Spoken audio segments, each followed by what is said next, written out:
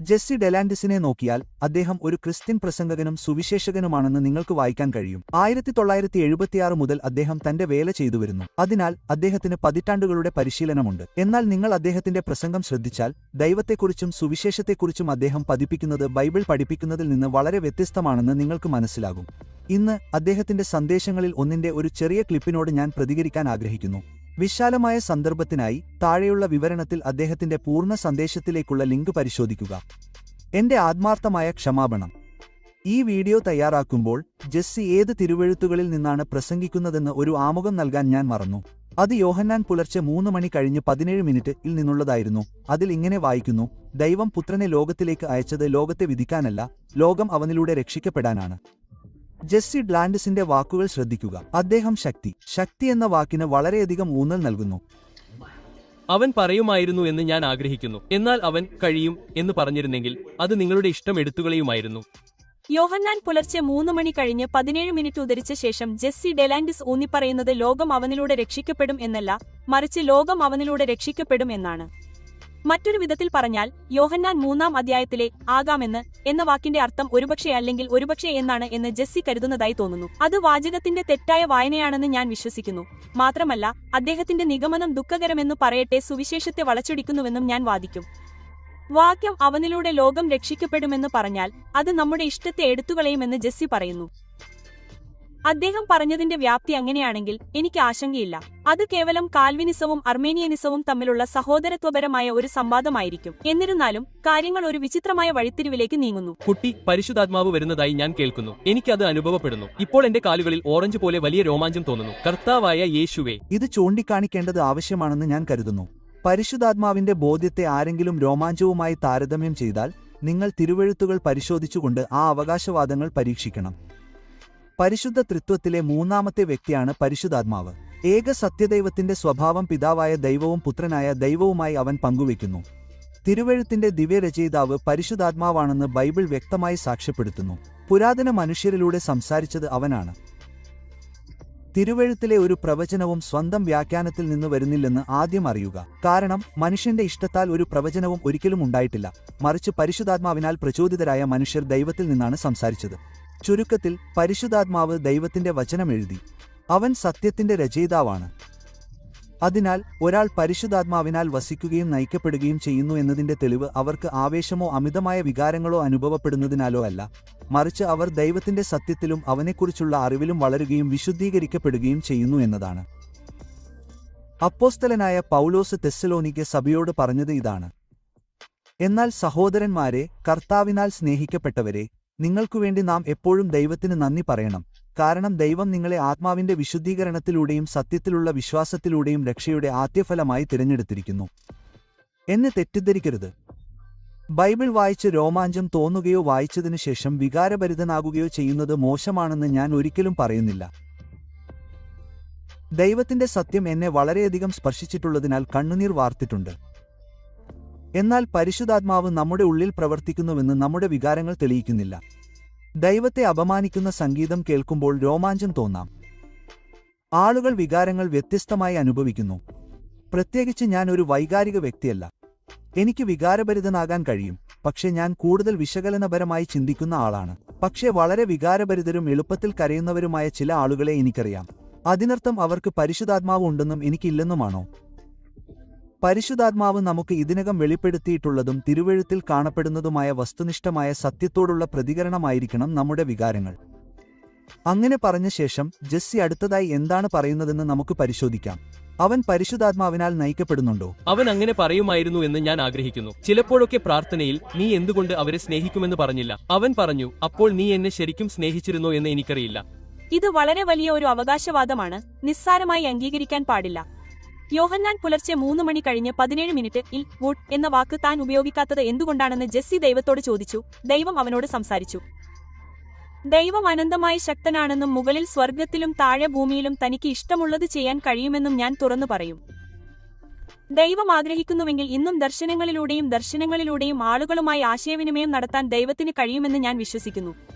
ഇന്ത്യയിലെ ആളുകളുടെ കഥകൾ ഞാൻ കേട്ടിട്ടുണ്ട്. അവർ ദൈവത്തിന്റെ വചനം ഒരിക്കലും കേട്ടിട്ടില്ല. എന്നാൽ ഒരു ദർശനത്തിലൂടെയാണ് ക്രിസ്തുവിൽ വിശ്വാസത്തിലെത്തിയതെന്ന് അവകാശപ്പെടുന്നു. എന്നാൽ ആളുകൾ ദൈവത്തിൽ നിന്ന് ദർശനങ്ങൾ ഉണ്ടെന്നോ കേൾക്കുന്നുണ്ടെന്നോ അവകാശപ്പെടുമ്പോൾ നാം അത് ദൈവവചനത്തിന്റെ പരിശോധനയ്ക്ക് വിധേയമാക്കണം. കാരണം ദൈവത്തിന് താൻ തിരഞ്ഞെടുക്കുന്ന ഏതു വിധത്തിലും സംസാരിക്കാൻ കഴിയുമെന്നും സംസാരിക്കുമെന്നും പറയുമ്പോഴും അവൻ പറയുന്നത് ഒരിക്കലും അവന്റെ വചനത്തിന് വിരുദ്ധമാകില്ല. ദർശനം ഒരാളെ ക്രിസ്തുവിലുള്ള വിശ്വാസത്തിലേക്കും അവന്റെ സത്യത്തിലുള്ള വിശുദ്ധീകരണത്തിലേക്കും വിരൽ ചൂണ്ടുന്നുണ്ടോ, അതോ അത് അവന്റെ വചനത്തിന് വിരുദ്ധവും കൂട്ടിച്ചേർക്കലുകളുമാണോ? ഉത്തരം രണ്ടാമത്തേതാണെങ്കിൽ അത് ദൈവത്തിൽ നിന്നുള്ളതല്ല. ആ വ്യക്തി ഒന്നുകിൽ നേരിട്ട് കള്ളം പറയുകയോ വഴിതിരിക്കപ്പെടുകയോ അല്ലെങ്കിൽ ഒരുപക്ഷെ ഭൂതങ്ങളാൽ വഞ്ചിക്കപ്പെടുകയോ ചെയ്യുന്നു. ജെസ്സിയുടെ കാര്യത്തിൽ യോഹന്നാൻ പുലർച്ചെ 3 മണി കഴിഞ്ഞ് 17 മിനിറ്റ് എന്താണ് അർത്ഥമാക്കുന്നതെന്ന് ദൈവം വിശദീകരിക്കേണ്ടതില്ല. കാരണം ദൈവം അത് തന്റെ വചനത്തിലൂടെ വ്യക്തമാക്കിയിട്ടുണ്ട്. അത് ജെസ്സിക്ക് ഇതിനകം തന്നെയുണ്ട്.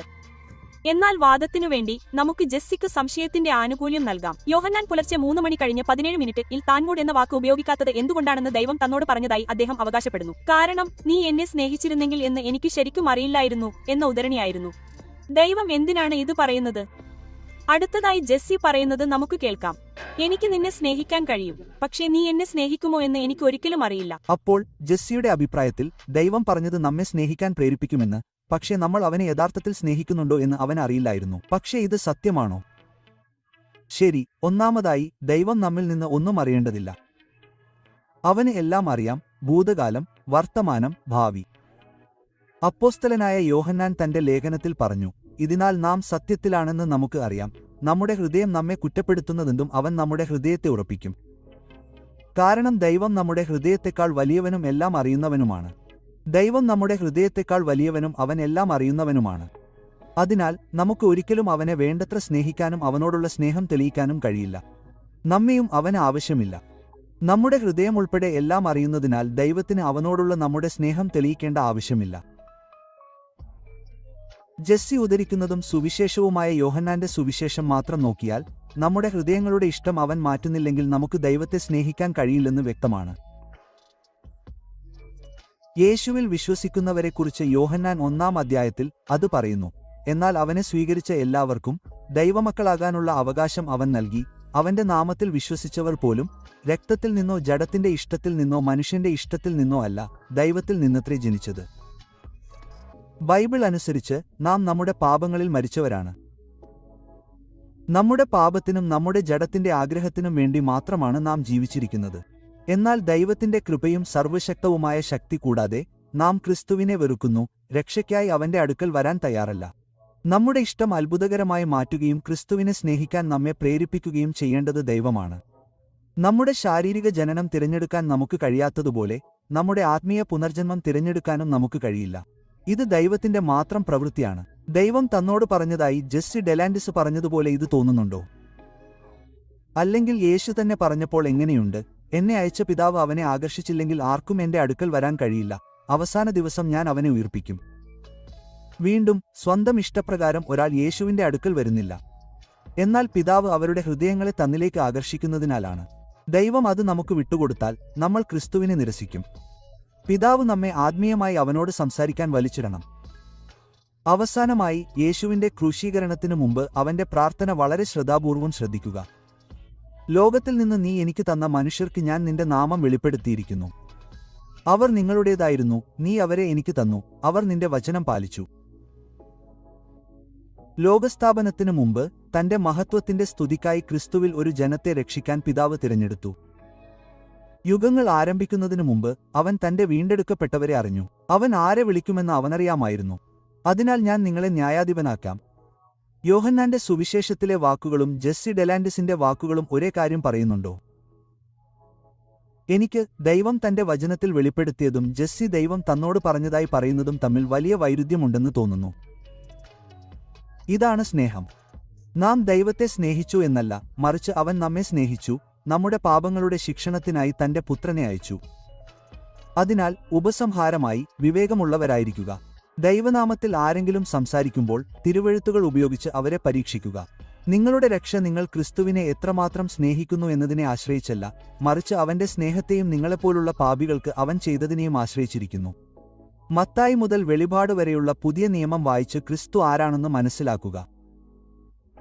അവനിലുമുള്ള വിശ്വാസത്തിലൂടെ മാത്രമേ നമുക്ക് ദൈവക്രോധത്തിൽ നിന്ന് മോചനം നേടാനും അവനുമായി സമാധാനത്തിലാകാനും കഴിയൂ.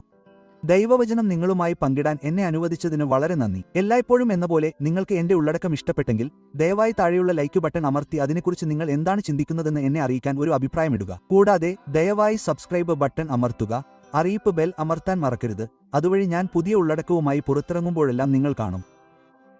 എന്റെ ഉള്ളടക്കം മറ്റുള്ളവരുമായി പങ്കിടാൻ മടിക്കേണ്ടതില്ല. എന്റെ വീഡിയോകൾ ലോകമെമ്പാടുമുള്ള വിശ്വാസികളെ ആത്മീയവൽക്കരിക്കുക മാത്രമല്ല, നഷ്ടപ്പെട്ടവരിലും രക്ഷ ആവശ്യമുള്ളവരിലും എത്തിച്ചേരുമെന്ന് ഞാൻ ആത്മാർത്ഥമായി പ്രതീക്ഷിക്കുന്നു. ഇപ്പോൾ ദൈവത്തിന്റെ സ്നേഹവും കർത്താവായ യേശുക്രിസ്തുവിന്റെ കൃപയും പരിശുദ്ധാത്മാവിന്റെ കൂട്ടായ്മയും നിങ്ങളോടൊപ്പം ഉണ്ടാകട്ടെ. ദൈവം എല്ലാവരിലും